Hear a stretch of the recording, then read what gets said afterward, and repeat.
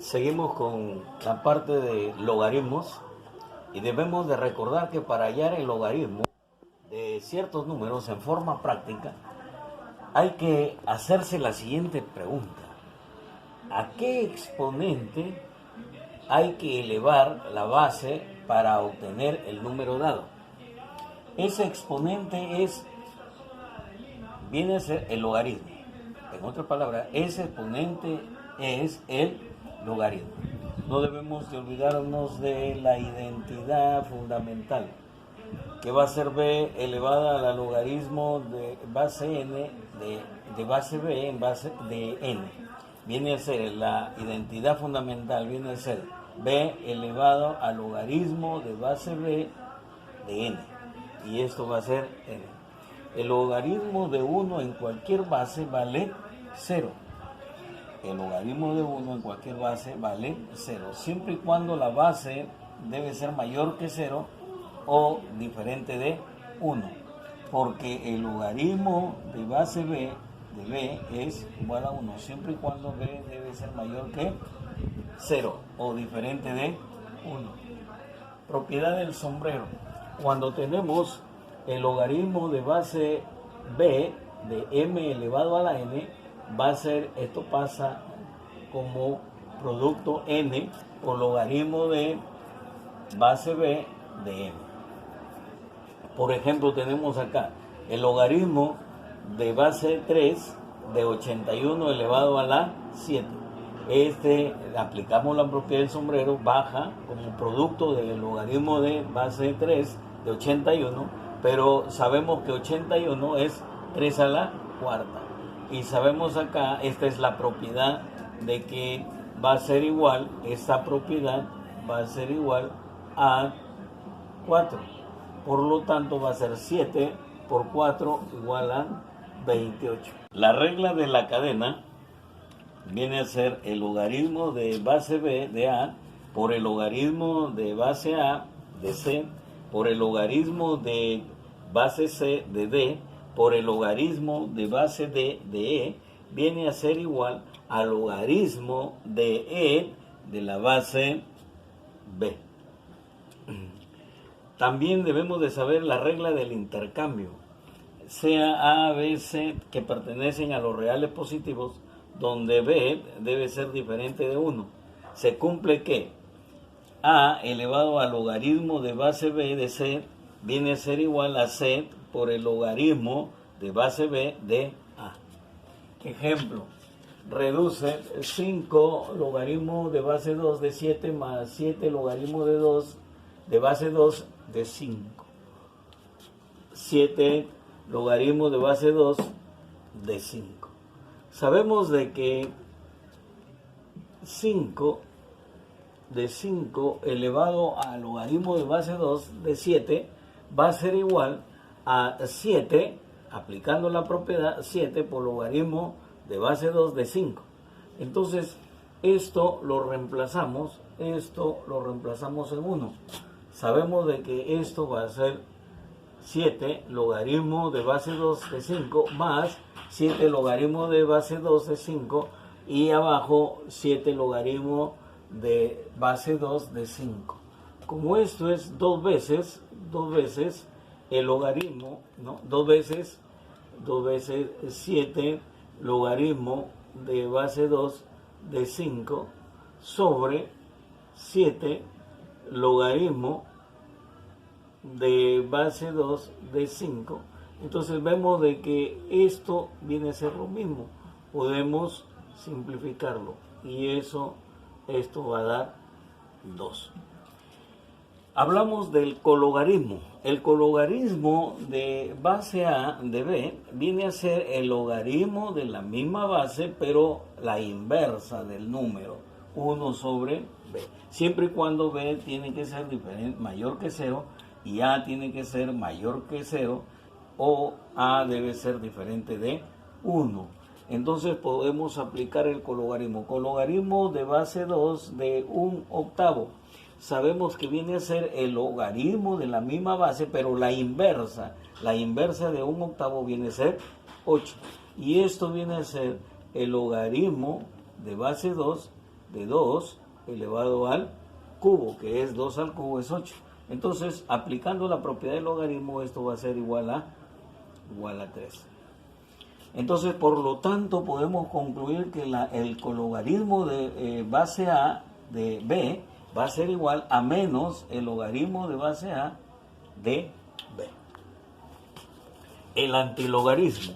El antilogarismo viene a ser, el antilogarismo de base A de B viene a ser a la base elevado a la B, al número, siempre y cuando A sea mayor que 0, siempre y cuando A sea diferente de 1 y que B pertenezca a los reales. Entonces acá, aplicando el antilogarismo, decimos de que va a ser la base elevado al número, y la base elevado al número, esto viene a ser 2 a la 6, 64. El antilogarismo de base 1 medio de un número negativo, menos 5. Entonces, según la propiedad, ponemos la base y lo elevamos al número. Entonces, cuando acá aplicamos teoría de exponentes, cuando tenemos una fracción de un exponente negativo, la fracción se invierte. Listo, entonces habíamos visto de que cuando tenemos una fracción elevado a un exponente negativo, dije que esta fracción se invierte y el exponente sale positivo. Entonces esto me va a dar 2 a la quinta, 32. Ahora, tenemos otro ejemplo de antilogarismo. Tenemos A igual al logaritmo de base raíz cuadrada de B de el antilogarismo de B de base B al cuadrado de 4. Pero este antilogarismo, ¿no?, le aplicamos la teoría, decimos de que va a ser B al cuadrado elevado a la 4. Entonces, por lo tanto, este va a ser B, 2 por 4, 8. Entonces, esto se reduce a A igual al logaritmo de base raíz cuadrada de B a la 8. Aplicando, tenemos que A va a ser igual, la raíz cuadrada sale como exponente de B, y esto está B a la 8. Y cuando tenemos así, esta propiedad va a ser 8 sobre el exponente de la otra base. Entonces esto, haciendo extremos por medios, entonces me va a dar 8 por 2. Y esto va a ser igual a 16. Entonces tienen acá para practicar las propiedades de logaritmos. Tienen acá 5 ejercicios. Ahí se los dejo para que practiquen. Ahora vamos a ver el sistema de medidas angulares. En el sistema de medidas angulares tenemos el sistema sexagesimal o el sistema inglés, el sistema centesimal o el sistema francés y el sistema radial o circular. Hablando del sistema sexagesimal, la notación en el sistema sexagesimal, los grados sexagesimales, va el número con un cerito a la parte derecha como exponente. El minuto sexagesimal se expresa de esta manera y el segundo sexagesimal también se denota de esta manera. Tenemos de que una equivalencia en el sistema sexagesimal, es decir, una circunferencia equivale a 360 grados, que equivale a decir una vuelta. Una circunferencia también equivale, si lo seccionamos el círculo, le trazamos una cruz dentro del círculo, se hace 4 cuadrantes. Entonces una circunferencia se divide en 4 cuadrantes. Un cuadrante equivale a 90 grados. Un grado equivale a 60 minutos. Un minuto equivale a 60 segundos. Y un grado equivale a 3600 segundos.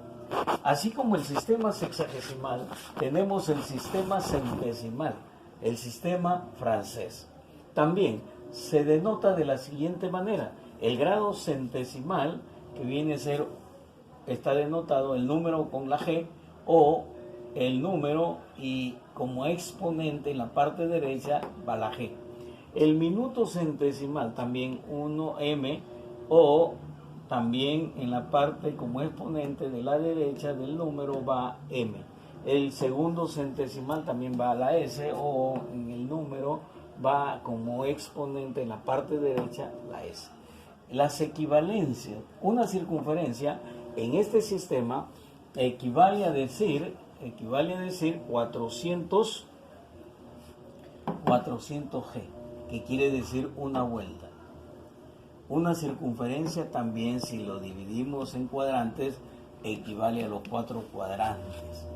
Un cuadrante en este caso equivale a 100 grados centesimales. Un grado centesimal equivale a 100 minutos centesimales. Un minuto centesimal equivale a 100 segundos centesimales. Un grado equivale a 10.000 segundos centesimales. Así como tenemos el sistema centesimal, también tenemos el sistema radial o circular. Entonces tenemos el centro, tenemos un arco, el arco L, el ángulo central θ, por lo tanto el radio va a ser igual al arco, que equivale a un radián. Las equivalencias, una vuelta en el sistema radial es 2pi radianes. Una circunferencia equivale a 4 cuadrantes. Un cuadrante equivale a pi medios radianes. Tenemos los círculos expresados ya los sistemas, ¿no? Si arrancamos en una vuelta, el sistema sexagesimal habrá dado 360. El sistema centesimal, ¿cuánto habrá dado? 400. Y el sistema radial ha dado 2pi.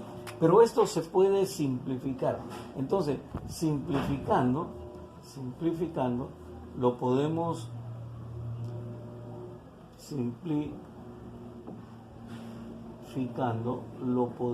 acomodar, ¿no? Lo podemos acomodar de la siguiente manera.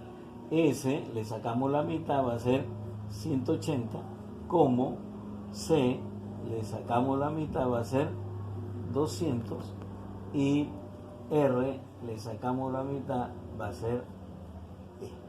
Entonces, nosotros podemos trabajar bien los dos primeros. Si trabajamos los dos primeros, S es a 180, como C es a 200. Si yo simplifico a cada uno, el 10, y lo simplifico, entonces